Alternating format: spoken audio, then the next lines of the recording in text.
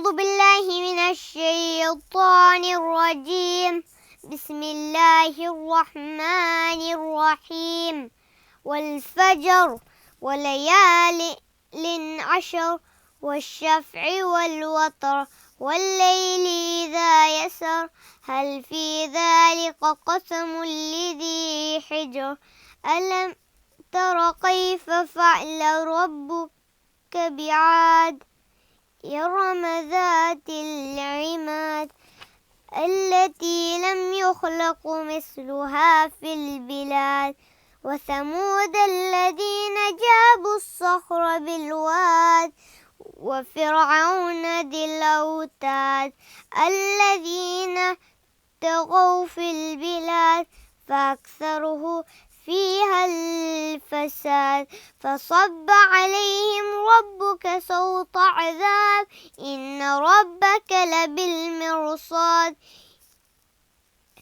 فأما الإنسان إذا ما ابتلاه ربه فأكرمه ونعمه فيقول ربي أكرمن صدق الله العلي العظيم.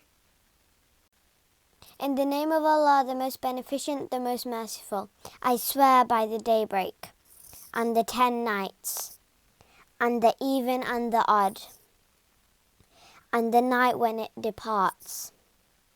Truly in that there is an oath for those who possess understanding.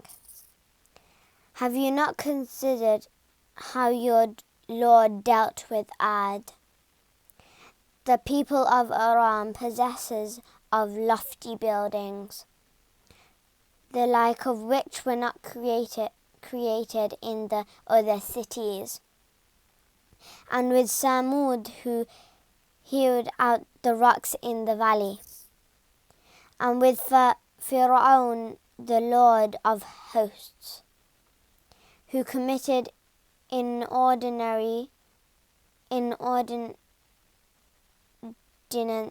in the cities, so they made great mischief therein. Therefore your Lord let down upon them a portion of chastisement. Most surely your Lord is watching. And as for man, when his Lord tries him, then treats him with honor and makes him lead an easy life, he said, my Lord honors him. صدق الله العلي العظيم.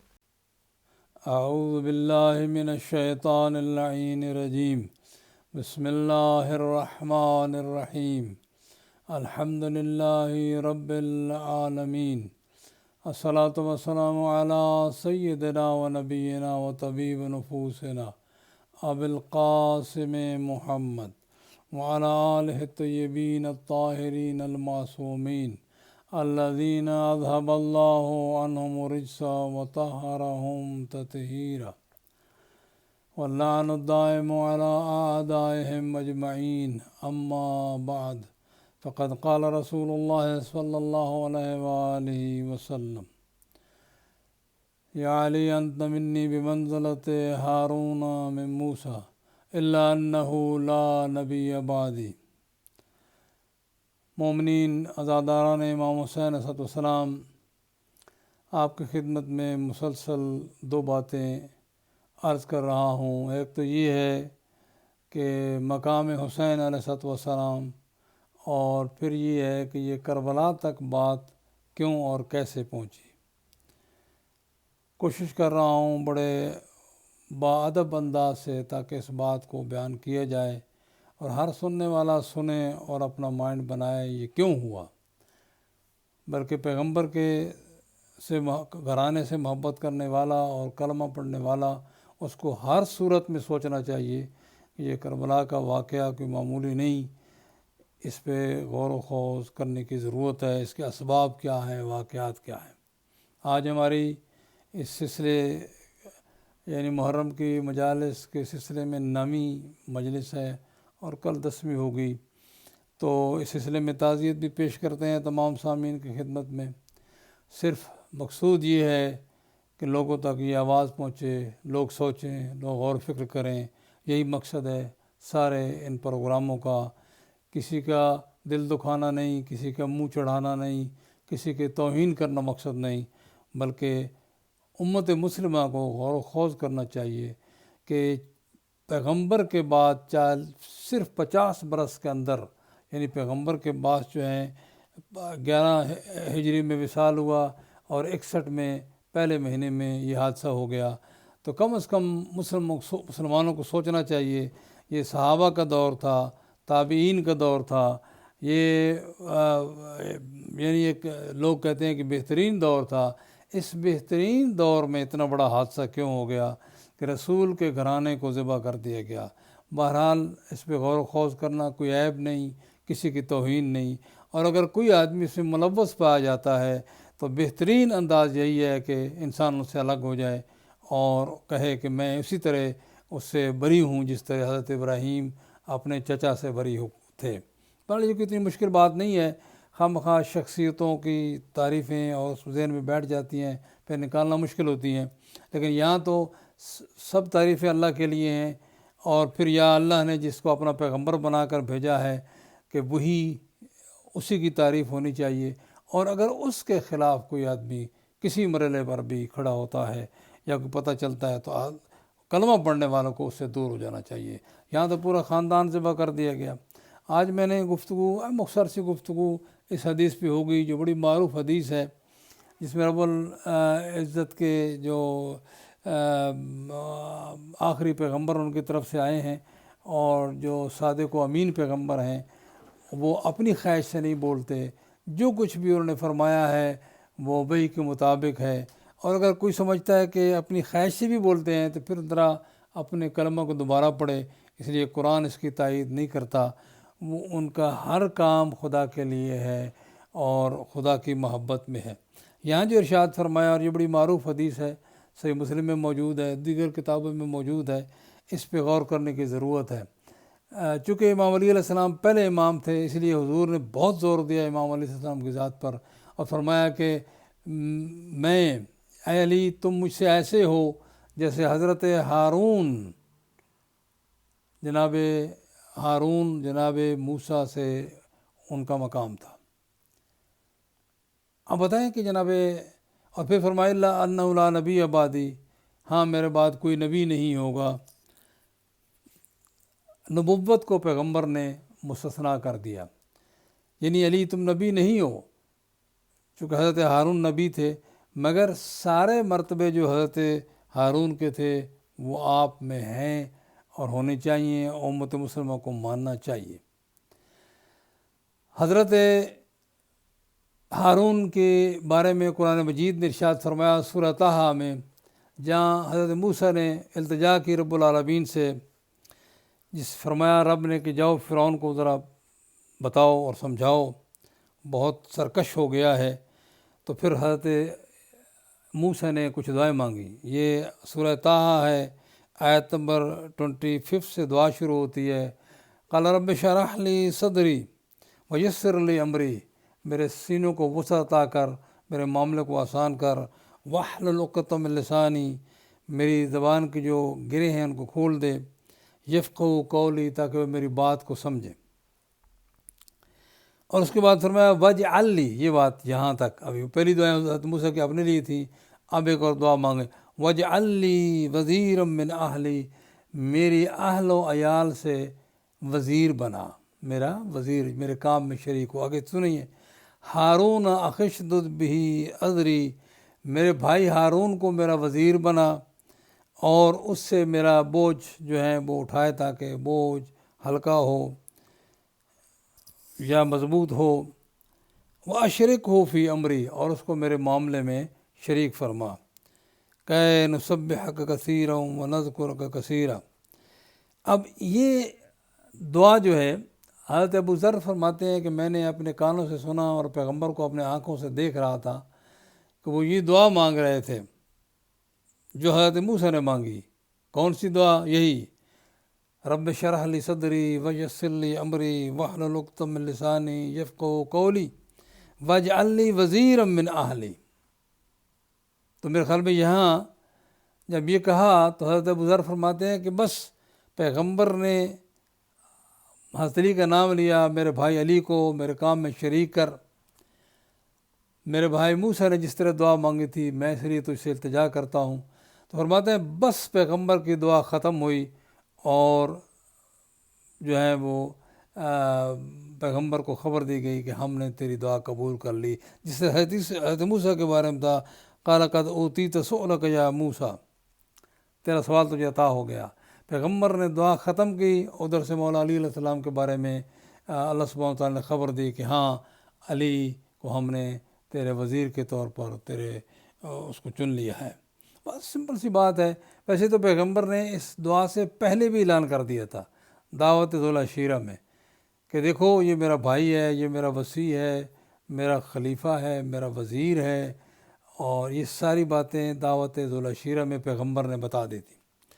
لیکن پھر بھی پیغمبر مسلسل جو ہیں مختلف مقامات پر مختلف انداز سے یہ اگرچہ کہتے ہیں کہ حضور جب جا رہے تھے، تشریف لے کر جا رہے تھے جنگ تبوک پر، حضرت علی کو مدینے میں چھوڑا، چونکہ منافقین کی تعداد بھی کوئی کم نہیں تھی، تو ان کی شرارتوں کو روکنے کے لیے پیغمبر نے حضرت علی علیہ السلام کو چھوڑا. اور مسئلہ یہ تھا کہ پیغمبر کسی جنگ میں جا رہے ہوں، حضرت علی علیہ السلام نہ جائیں. حضرت علی علیہ السلام کو جو وہ وعدہ جو دعوت ذو العشیرہ میں کیا تھا وہ بار بار یقیناً یا پیغمبر کیسے اکیلے جائیں جنگ میں، تاکہ کئی مشکل پیش آئے، اور صحابہ کرام کو جیسے جنگ احد میں مشکل پیش آئی تو کہیں پیغمبر اکیلے نہ رہ جائیں. تو حضرت علی نے عرض کی یا رسول اللہ مجھے پیچھے چھوڑ کر جا رہے ہیں. تو حضور نے فرمایا علی کیا تم راضی نہیں ہو، اما ترضیٰ، راضی نہیں ہو کہ انت منی بمنزلۃ ہارون من موسیٰ، آپ کا مقام مجھ سے ایسے ہے جیسے حضرت ہارون کا حضرت موسیٰ سے تھا. بڑی بات سمجھ آنے والی بات ہے کہ پیغمبر حضرت علی علیہ السلام کو اپنا نائب بنا کر جا رہے تھے. اور اسی طرح ان اعلانات سے پتہ چل رہا تھا کہ پیغمبر اکرم صلی اللہ علیہ وسلم جب تھوڑی دیر کے لیے جا رہے ہیں تبوک کے لیے تو کوئی نائب ایسا چھوڑ کر جا رہے ہیں تاکہ منافقین شرارت نہ کریں. یہاں سوال پیدا ہوتا ہے جب پیغمبر کو پتہ چل گیا کہ اب مجھے بھی دنیا چھوڑنی ہے، پیغام آ رہے ہیں، تو پیغمبر نے امت کو بغیر رہبر کے اور قائد کے کیسے چھوڑا ہوگا. یقین جانیں ایک علی علیہ السلام نہیں، کیونکہ پیغمبر کے جانے کی جب خبر ہے تو حضرت علی علیہ السلام بھی دنیا کو چھوڑنا ہے. ایسی ترتیب پیغمبر کو دینے کا حکم ہوا کہ آپ سب کے نام بتائیں اور تعارف کروائیں. میں نے مسلسل عرض کیا ہے کہ محمد صلی اللہ علیہ وسلم کا تعارف تو پیغمبر نے اپنی زندگی میں کرایا، باقیوں کے نام بتائے اور وہ نام ایک دوسرے کے بعد ہر ایک کو جو ہیں پہلے نے دوسرے کو کا اعلان کیا. متعین تو پیغمبر نے کیے، اللہ کے حکم سے کیے، لیکن ہر امام نے آخری لمحات میں اپنے بعد میں آنے والے امام کا تعارف کرایا، بلکہ اپنی زندگی میں بھی کرایا. صحابہ کرام ائمہ کے جو اصحاب تھے اور ساتھی تھے اور شیعہ تھے پوچھتے تھے کہ آپ کے بعد کون ہے، تو بتاتے تھے کہ میرے بعد کون ہے ہر امام. اور پھر یہ بھی فرماتے تھے کہ ان سے سوال کرو.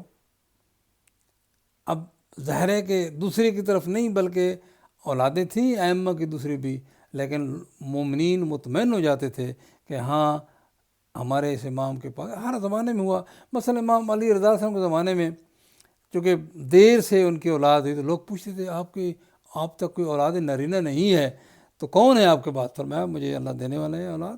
اور حضرت محمد تقی علیہ السلام پیدا ہوئے، پھر لوگوں نے سوالات بھی کیے. یعنی یہ طریقہ رہا ائمہ کا علیہ السلام کا کہ تم ان سے سوال کرو. اور بہرحال ظاہر ہے کہ یہ ممبر سلونی کے وارث کی اولاد ہے، تمہیں کسی سوال میں مایوس نہیں کریں گے. تو یہ سلسلہ مسلسل جاری رہا. ہر زمانے میں شکوک و شبہات حکومتوں نے پیدا کیے، لیکن ائمہ نے اس طرح ان شکوک و شبہات تو دور کیا کہ تاکہ لوگوں کے ذہن میں یہ نہ رہے کہ ہمارے بعد یہ سلسلہ چونکہ 12 تک رہنا ہے. صحیح مسلم میں ایک حدیث ہے کہ جو عمراء کہتے ہیں امیر، اس کے بارے میں حدیث ہے کہ میرے بعد 12 خلیفہ ہیں، 12 خلیفے ہیں. اب ظاہر ہے کہ امام بھی خلیفہ بھی مختلف انداز سے پیغمبر نے کوشش کی 12 کو کی تعداد بتانے کی، یعنی اسباط بنی اسرائیل جتنی تعداد ہے، اسی طرح جو ہے وہ مسلسل پیغمبر نے بتایا، 12 کی تعداد بھی بتائی۔ مگر امام علیہ السلام جو کہ پہلے تھے اپنے بعد، تو ان کی ذات کے بارے میں بہت زیادہ وضاحتیں فرمائی، مگر اللہ اس امت پر کرم کرے، اس نے ایسا اگنور کیا کہ علی کی ذات، حسنین شریفین، پیغمبر جن سے محبت کا اظہار کرتے تھے اور پیغمبر نے جن کا تعارف کرایا، امت نے منہ موڑ لیا۔ اس حدیث کے بارے میں صحیح مسلم میں مولانا وحید الزمان صاحب اردو ترجمہ بھی کرتے ہیں، تشریح بھی لکھا ہے، اس حدیث سے ثابت ہوتا ہے کہ حضرت علی علیہ السلام تمام صحابہ سے افضل تھے، چونکہ ایک نبی سے تشبیہ دینا، پیغمبر کا اپنا خلیفہ قرار دینا، یہ حضرت علی کی افضلیت کی دلیل ہے۔ خیر کون سی آیت ہے، کون سی حدیث ہے جو حضرت علی کی افضلیت کی دلیل نہیں، لیکن اس بارے میں انہوں نے انصاف کی بات کی۔ مگر آگے کیا کہا، جو اپنا نظریہ بنا ہوا تھا پہلے سے، کہا کہ یہ ضروری نہیں ہے کہ افضل موجود ہو تو ان کی موجودگی میں جو غیر افضل ہوتا ہے، یعنی مفضول ہوتا ہے، وہ خلیفہ نہیں بن سکتا۔ سبحان اللہ۔ چلیں جی، ٹھیک ہے، جیسے بھی آپ کی مرضی ہے آپ کہیں، لیکن یہ ہے کہ ہماری سوچ یہی ہے کہ جب افضل موجود ہے تو غیر افضل کو سامنے نہیں آنا چاہیے۔ جب جنت کے جوانوں کے سردار اور ان کے والد گرامی جو ان سے بہتر ہیں وہ موجود ہے، کسی کو حق نہیں پہنچتا کہ وہ جا کر اعلان کریں کہ ہم مسلمانوں کے امیر ہیں۔ وہ موجود نہ ہوتے پھر بات اور تھی، دیکھتے کیا صورتحال ہے، لیکن موجود ہیں سامنے، پھر کسی دوسرے کا اعلان کرنا کہ میں پیغمبر کا خلیفہ ہوں، میں مسلمانوں کا امیر ہوں، بالکل درست نہیں ہے۔ اور اسی کا نتیجہ یہ نکلا، جب ہر کہ اور میں اعلان کرنے لگا، یہ چند آدمی نے میری بیعت کر لی ہے، اب ہل نہیں سکتے دوسرا کہا دوسرے نے کر لی ہے، اسی طرح یہ معاملات جب چلتے رہے، یہاں تک بات پہنچ گئی کہ یزید امیر المومنین تسلیم کر لیا گیا۔ یہی بات کربلا میں لوگ کہتے تھے، یزید امیر المومنین ہے، یزید اولی الامر ہے، اس کی بات مان لو۔ اس قدر جو ہیں وہ غلط فہمیاں پیدا کر دی گئیں پورے۔ میں آج کر رہا ہوں کہ کربلا تک بات کیسے پہنچی، اصل بات یہی تھی کہ امت مسلمہ کو وہ پٹی پڑھائی گئی اور وہ بات حکومت نے ایسے انداز سے کی کہ لوگوں کے ذہن میں نئے مسلم جو آ رہے تھے، اولادیں تھیں، حکومت نے پورا کام اس پہ کیا ہے۔ خصوصاً گورنر شام معاویہ نے جو کام کیا ہے اس پر تو سارے اگلے پچھلے جو کام تھے ان کو جو ہے وہ مسلمانوں پر مسلط کر دیا گیا۔ اب تو اہل بیت کی تو بات ہی درمیان سے نکل گئی کہ علی بھی ہو سکتے ہیں، بلکہ علی کے ساتھ لڑائیوں کی وجہ، حضرت علی صاحب کی لڑائیوں کی وجہ سے یہ صورتحال بن گئی تھی۔ آسان ہے، بہت آسان ہے، ان حالات کو اسٹڈی کیا جائے، کوئی زیادہ نہیں۔ 40-50 سال جو پیغمبر کے بعد ہیں، جو تاریخیں اویلیبل ہیں، کہ تاریخیں بھی حکومتوں سے متاثر تھیں، لیکن پھر بھی کچھ نہ کچھ آ ہی گیا ہے۔ حدیثیں بھی تھیں، حدیث کتابیں جو تھیں، لیکن پھر بھی کچھ نہ کچھ آ گئے۔ ذرا تھوڑا سا آدمی تلاش کرے، تاریخوں میں تلاش کرے، وہ جتنی بھی ہیں، عاصم کوفی ہے، تاریخ طبری ہے، کچھ نہ کچھ مل جاتا ہے وہاں، اور پھر غور و فکر کرے کہ وہ، یعنی جو اس ایک تو ٹرینڈ چل رہا ہے اس کے مخالفت میں مل جاتا ہے، پھر سوچے انسان یہ کیا ہوا۔ سوچنے میں کوئی حرج نہیں، اگر راستہ نہ ملے تو اللہ سے دعا مانگے، اگر راستہ مل جائے تو بہت اچھی بات ہے۔ تو بہرحال اس حدیث مبارکہ میں وہی سوال پیغمبر نے بھی کیا، اور اللہ تعالیٰ نے پیغمبر کو بھی عطا کر دیا اور رسول اللہ کو بھی عطا کر دیا، اور حضرت علی علیہ السلام کی امیری اور وزیری اور وصایت کے بارے میں کوئی کسی کو شک نہیں ہونا چاہیے۔ اور صرف حضرت علی نہیں بلکہ ان کی اولاد کے بارے میں مسلسل پیغمبر نے سمجھایا، حتیٰ کہ حضرت علی کی اتنی شباہت حضرت ہارون سے ہوئی کہ ان کے بیٹوں کے نام بھی اللہ کے حکم سے پیغمبر نے، شبیر و شبر کے بیٹے، ان کے نام بیٹے تھے حضرت ہارون کے، یعنی شبر اور شبیر، یا شبیر کہتے ہیں ہم جنرلی، لیکن انہی کے نام پہ نام رکھا گیا عربی میں حسن اینڈ حسین۔ یعنی صرف یہ نہیں ہے کہ وزیر ہیں، بلکہ بہت سے امور میں حضرت علی علیہ السلام کی شباہت کو قائم رکھا گیا کہ اپنے بیٹوں کا نام بھی حضرت ہارون کے بیٹوں کے نام پہ رکھے. سبحان اللہ. چلیں لیکن سمجھنا ہے لوگوں کو تو ہم کیا کر سکتے ہیں. بہرحال امت نے منہ موڑ لیا اور اس قدر یہ کام حکومتوں نے کیا ہے, کوئی فرق نہیں کر سکتا تھا. یہ یزید سے پہلے جو حکومتیں تھیں, یزید تو آیا رجب میں, 4 مہینے میں نہ اخبار ہے نہ ٹیلی ویژن پروپیگنڈا کرنے کے لیے, لوگوں کا مائنڈ موڑنے کے لیے اور چینج کرنے کے لیے. یہ پہلے سے کام ہوا ہے. جنگیں محبت سے نہیں ہوتی. جب فوجیں لائی جاتی ہیں, لڑائی کے لیے تیار کیا جاتا ہے اور آگے سے آگے امیر المومنین جیسی حیثیت ہو, تو لوگوں بہت سی حدیثیں بنائی گئی ہوں گی کہ علی سے لڑنا جائز ہے. حضرت عثمان کے قتل کے بارے میں, عثمان کے قتل کا بدلہ لینا ہے, کیا سیولائز طریقہ یہی ہے؟ پیغمبر نے سکھایا تھا کہ فوجیں اکٹھی کر لو. کیا گورنر کو حق پہنچتا تھا کہ وہ حضرت علی کے مقابلے میں کھڑا ہو جائے؟ یہ سوالات ہیں عزیزو, ڈرنے جھکنے کی ضرورت نہیں. اور یہ ساری باتیں جو ہیں ایک جو پیغمبر نے جو مینر سکھائے تھے, آسان کام تھا. حضرت عثمان مارے گئے, تم کورٹ میں چلے جاؤ. صحابہ تو کہتے ہیں عادل ہیں, کسی کورٹ میں بھی چلے جاؤ, کسی صحابی سے فیصلہ کرا لو, گواہوں سے پوچھ لو. حضرت علی کے بارے میں بھی ظاہر ہے کہ کوئی آدمی اہل سنت میں بھی ان کو ظالم اور غیر عادل نہیں سمجھتا. ان سے سوال کرو کہ کون قاتل ہیں, تلاش کریں. آپ یہی ہوتے ہیں نا, تلاش کریں. کوئی قتل ہو جائے فوراً کسی کے بارے میں, حتیٰ کہ آج کل مجرموں کو چہروں کو کور کیا جاتا ہے تاکہ ابھی وہ ملزم نہیں, ابھی وہ صرف الزام لگایا گیا اس پر, لیکن ابھی اس پر قتل ثابت نہیں ہوا, جرم ثابت نہیں ہوا. جب تک جرم ثابت نہ ہو اس کو مجرم نہیں کہا جاتا. تو حضرت علی کے پاس عدالت میں چلا جاتا ہے. لیکن نہیں, انہوں نے وہ دوسرا طریقہ اختیار کیا جو یقیناً جیسے کہ ایک پارٹی آ جائے تو دوسری پارٹی جو ہے ہر صورت میں, یہ آج کل دنیا میں یہی ہے, ہر قسم کے الزامات, ہر قسم کی باتیں, یہی باتیں ہوئیں. اور فوجیں جمع ہوئیں مکہ سے, آ کر بصرہ میں لڑائی ہوئی. فوجیں جمع ہوئیں شام میں, آ کر رقہ میں لڑائی ہوئی. یہ باتیں آخر سوچنے کی ہیں میرے عزیزو, یہ کسی کو ڈیفیم کرنے کی نہیں, یہ کسی کو. اب وہاں لڑائیاں جب ہوتی رہیں تو محبت سے نہیں ہوتی رہیں. اس کا نتیجہ, ان لڑائیوں کا نتیجہ یہ نکلا کہ یزید بھی اور یزید کے زمانے کے لوگوں کو بھی پرواہ نہیں تھی کہ امام حسین کو یا ان کے خاندان کو ذبح کرنے میں یا ان کی خواتین کی بھی حرمتی کرنے میں.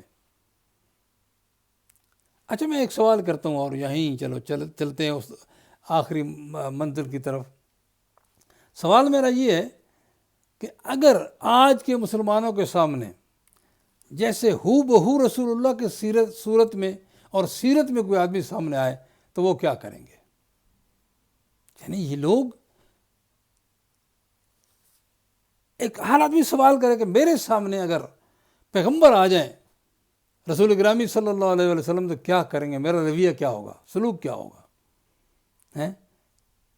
50 سال بعد یہ حالت ہو گئی کہ شکل بھی پیغمبر کی, گفتگو بھی پیغمبر کی, چال ڈھال بھی پیغمبر کی, اور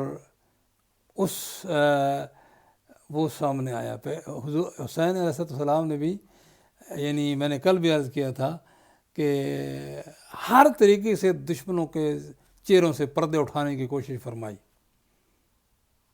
آج ذرا تھوڑی سی کسی کی نسبت ہو, یعنی پیغمبر کے منہ مبارک نسبت ہے, پتہ نہیں پیغمبر کے ہیں یا نہیں, لوگ زیارت کرنے کے لیے جمع ہو جاتے ہیں. لیکن جناب علی اکبر تو ہو بہو پیغمبر کی ذات تھے.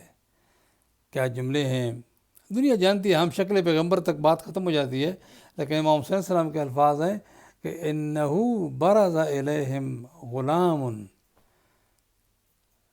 اب ان کی طرف وہ جوان جا رہا ہے, اشبہ الناس, تمام لوگوں سے زیادہ مشابہ ہے, بے رسولک منطقاً, گفتگو کرتا ہے تو تیرے پیغمبر کی طرح کرتا ہے, چلتا ہے تو تیری پیغمبر کی طرح چلتا ہے.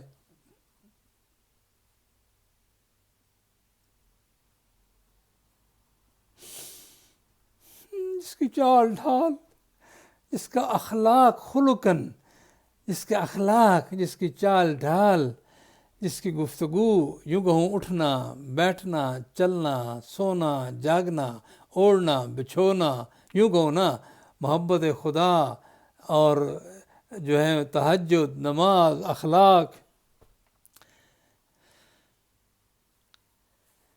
کیا مسلمانوں کو حق پہنچتا تھا کہ اپنے رسول کو ذبح کر ڈالیں؟ میرے خیال میں محمد صلی اللہ علیہ وسلم کو علی اکبر اس لیے عطا ہوئے تھے تاکہ وہ ثابت کر سکیں کہ امت رسول اللہ کے کلمہ تو پڑھتی ہے لیکن رسول اللہ کو ذبح کرنے سے بھی نہیں ٹلتی. جناب علی اکبر کی شہادت سے پتہ چل گیا کہ امت کلمہ، ان کے کلمے پر کوئی اعتبار نہیں. پھر آج بھی جو ان کی صفائیاں پیش کرتا ہے، جو کربلا کے واقعے کے اسباب بنے ہیں، ان کے بھی کلمے پر اس لیے نہیں ہو سکتی کہ علی اکبر کی شہادت علیہ السلام کی کس قدر محبوب تھے محمد صلی اللہ علیہ وسلم کو. اگلا جملہ تو بہت عجیب ہے، کہا کننا اذا اشتقنا، جب کبھی بھی ہمیں تیرے رسول کی زیارت کا ہمیں شوق ہوتا تھا، ہم علی اکبر کی زیارت کیا کرتے تھے. کتنا کمال درجہ ہے جناب علی اکبر کا. جناب عباس و علی اکبر جب کبھی مدینے کی گلی سے گزرتے تھے، لوگ دونوں طرف کھڑے ہو کر دیکھتے تھے ان کی وجاہت کو، ان کی نورانیت کو، کمر بنی ہاشم اور چہرہ مصطفیٰ. اللہ اکبر. اس عظیم آدمی کو شہید کرنے والے یا ان شہید کرنے والوں کے یعنی قاتلوں کا ساتھ دینے والے، ان کے کلمے پر کوئی اعتبار نہیں. وہ کل تھے یا آج. اللہ اکبر. میں کبھی تقابل کیا کرتا ہوں، جناب ابراہیم نے حضرت اسماعیل کو قربان کرنے کے لیے تیار ہو گئے. جناب ابراہیم جب حضرت اسماعیل کو ذبح کرنے کے لیے تیار ہو گئے اور اس کے بعد جناب اسماعیل کی جگہ دمبا آ گیا اور جناب اسماعیل بچ گئے. اب اس کے بعد جناب اسماعیل کے امام علی رضا فرماتے ہیں کہ جناب اسماعیل کے ذہن میں، جناب ابراہیم کے ذہن میں یہ بات آئی کہ اگر میں اپنے ہاتھوں سے اسماعیل کو ذبح کرتا تو مجھے بڑے درجات ملتے. جب یہ بات آئی تو اللہ نے وہی فرمایا، ابراہیم تیرا محبوب اس کائنات میں کون ہے؟ فرمایا جو تیرا محبوب ہے مصطفیٰ. کہا کہ وہ اس کی اولاد تجھے زیادہ پیاری ہے یا تجھے اولاد زیادہ پیاری ہے؟ تجھے اپنی اولاد زیادہ پیاری ہے. کہا کہ اس کی اولاد زیادہ پیاری ہے. کہا کہ ہاں، اسی کا بیٹا حسین کربلا میں پیاسا شہید کر دیا جائے گا، اس کے دشمن اس کو شہید کر ڈالیں گے. مولا حضرت ابراہیم رو پڑے. جب رو پڑے تو اللہ نے فرمایا کہ وہ مرتبے جو تجھے میں نے اسماعیل کو ذبح کرنے کی وجہ سے دینے تھے، وہ آج غم حسین میں رونے کی وجہ سے تجھے عطا کر دیے ہیں. یہ ذکر ہر پیغمبر کے ساتھ ہوتا ہے. اسی طرح جب جناب ابراہیم اور جناب اسماعیل کبھی نہیں کہتے کہ ہم رسول اللہ کی طرح ہیں، مگر علی اکبر تو رسول اللہ جیسے تھے. رسول اللہ کی طرح گفتگو تھی، چلنا تھا، اٹھنا تھا، بیٹھنا تھا. حضرت حسین امام صلی اللہ علیہ وسلم نے جناب علی اکبر کو اجازت دی اور اس سے پہلے جناب علی اکبر کو خیمے میں بھیجا. کس نیت سے بھیجا اللہ بہتر جانتا ہے. لگتا ہے کہ تاکہ خواتین آخری رسول اللہ کی زیارت کر لیں یا پھوپھی اماں سے بھی اجازت لے لو، کوئی وجہ ہوگی یقیناً. جناب علی اکبر گئے خیمے میں. حمید بن مسلم کہتا ہے کہ جب جناب علی اکبر گئے نا خیمے میں، اب نکلنا چاہ رہے تھے علی اکبر، کہتے ہیں 3 مرتبہ خیمے کا پردہ اٹھا اور 3 مرتبہ گرا. علی اکبر واپس گئے. کیا ہو رہا تھا خیمے میں نہیں پتہ کیا ہو رہا تھا، لیکن ایک بات تو کہہ سکتا ہوں نا میں کہ جب علی اکبر نکلنا چاہتے ہوں گے، کبھی کوئی دامن پکڑ لیتی ہوگی علی اکبر. ایک مرتبہ پھر ذرا اپنے چہرے مبارک کی زیارت کراتے. جو آیا ہے وہ پھر مر کے آیا ہے، شہید ہو کے آیا ہے، زندہ نہیں آیا. علی اکبر 3 مرتبہ کہنے لگا، کوہرام مچا ہوا تھا، خیمہ گاہ سے دھوڑ اٹھ رہی تھی، پتہ نہیں کیا صورتحال تھی، اس کو کیسے بیان کیا جائے. یقیناً لگتا تھا کہ علی اکبر واپس آ جاؤ، فلاں مستور بے ہوش ہو گئی ہے، فلاں مستور بے ہوش ہو گئی ہے. پتہ نہیں جناب سکینہ نے کیسے خدا حافظ کہا. اور خود جناب علی اکبر کے لیے وہاں سے نکلنا کتنا مشکل تھا، زبان بیان نہیں کر سکتی. نکلے، آئے اور بابا کی خدمت میں. بابا نے امامہ رسول کا رکھا، گھوڑا رسول کا دیا، جوتے رسول کے پہنے، تلوار رسول کے دی. یعنی رسول بن کر امت کے پاس علی اکبر گئے، لباس میں بھی اور چہرہ مبارک میں تو تھے ہی. اس کے بعد علی اکبر میدان میں گئے، لڑتے ہوئے زخموں سے چور چور. گھوڑے کو ایک مرتبہ موڑ کر بابا کی خدمت میں آئے. عزاداروں، کتنا مشکل مرحلہ ہے حسین کے لیے. جب کبھی حضرت علی لڑ کر آتے تھے، جنگ فتح کر کے آتے تھے، حضور خود اٹھ کر آگے پانی پیش کرتے تھے اور پانی چھڑکاتے تھے زرہ پر بھی اور ہتھیاروں پر بھی اور علی پر بھی، تاکہ ٹھنڈک ہو جائے. جنگ آسان نہیں ہوتا لڑنا. اب میں تو کہہ رہا ہوں نا، علی اکبر آ رہے ہیں، حضور آ رہے ہیں حسین کے پاس. کس لیے آ رہے ہیں؟ حسین کیا چند گھونٹ پانی کے مل سکتے ہیں؟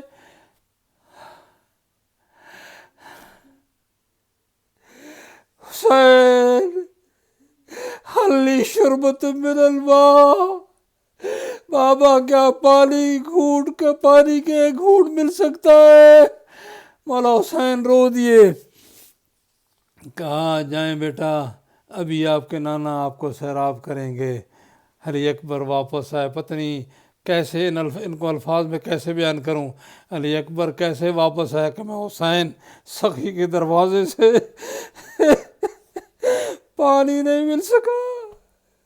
حسین نے کیسے ودا کیا دوبارہ، خون میں نہایا ہوا علی اکبر. مجھے لگتا ہے حسین علی اکبر گئے لڑتے ایک ملعون نے نیزہ مارا، ایک نے تلوار، ایک نے نیزہ مارا، ایک نے تیر مارا، ایک نے ایسا نیزہ گرز مارا سر پہ. علی اکبر گھوڑے کے زین پر سنبھل نہ سکے، مگر جوان نے گھوڑے سے گرنا گوارا نہیں کیا. گھوڑے کے گلے میں باہیں ڈال دیں. دشمن نے جب دیکھا علی اکبر نے جنگ بس کر دی ہے، علی اکبر کمر کے چکے ہوئے تھے گھوڑے پر، تلواروں کے بار شروع کیے. عرف الفاظ ہے تاریخ کے کتاؤ ہو اربل اربا. علی اکبر کے جسم ناظرین کے ٹکڑے کر دیے. سلام کیا، بابا پر سلام ہو، یہ میرے جد میرے پاس پہنچے ہوئے ہیں. حسین اٹھے. ایک مرتبہ تک دنیا اندھیر ہو گئی. خدا نہ کرے ضعیف باپ جوان بیٹے کی لاش پر جائے. علی اکبر کی لاش پر حسین پہنچے. وضع خدہ علی خدہ. علی اکبر کے چہرے پر اپنا چہرہ رخسار رکھا. کہا اب تیرے بعد دنیا پر خاک ہو. حسین نہیں جینا چاہتے. مجھے لگتا ہے اس وقت جناب ابراہیم کو رب جلیل نے شاید فرمایا ہو، اے ابراہیم، اے اسماعیل، اے ہاجرہ، وہ دیکھو میرا حسین ذبح عظیم کے سامنے کھڑا ہوا ہے، اپنے چہرے کو رکھا ہوا ہے، اور اس کے بعد علی اکبر کے ہاتھ بھی بندھے ہوئے نہیں ہے، اور اس میں حسین کی آنکھوں پر پٹی بھی نہیں ہے. دیکھو ذرا میرا حسین علی اکبر کی لاش پر کیسے پہنچا ہوا ہے. علی اکبر کی لاش پر پہنچے. کہتے ہیں جناب زینب بھی پہنچی، لیکن امام حسین علیہ السلام صرف اس لیے علماء کہتے ہیں وہ اللہ محمد یار شام کر رہے تھے تاکہ بھائی کی مدد کروں، لگتا ہے کہ کوئی لاش اٹھوانے والا بھی نہیں تھا، شاید جناب عباس کی شہادت بھی پہلے ہو گئی۔ جناب علی اکبر، آؤ لوگو دیکھو، جناب زینب کو واپس کیا، امام صلی اللہ علیہ وسلم نے اور لاش علی اکبر کو اٹھایا۔ آؤ لوگو، جوان کی لاش حسین اٹھا کر لا رہے ہیں، ایک بوڑھا باپ اپنے جوان بیٹی کی لاش کو اٹھا رہا ہے۔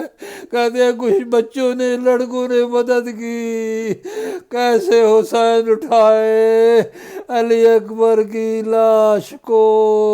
الا لعنۃ اللہ علی القوم الظالمین وسیعلم الذین ظلموا ای منقلب ینقلبون۔